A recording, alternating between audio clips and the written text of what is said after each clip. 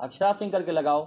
Sound वाले को बोले बुर्बक हो साउंड। जब आप 15 आदमी से चलते हैं तो एक आदमी रख नहीं सकते अपने साथ जो साउंड पर गाना प्ले कर सकता हो। और आज के बाद जब भी कार्यक्रम करें तो उसमें ये बोल दें कि पैसा मेरे ऊपर ना उड़ाओ, नहीं तो मैं प्रोग्राम नहीं करूंगी।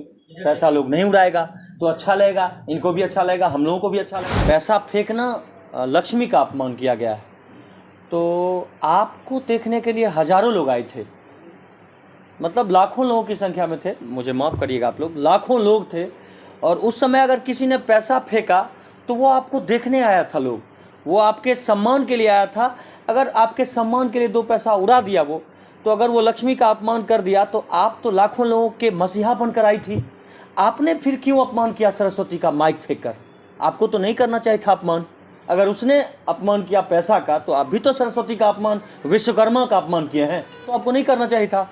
और आपने किया, ये गलत किया, आपको नहीं करना चाहिए था।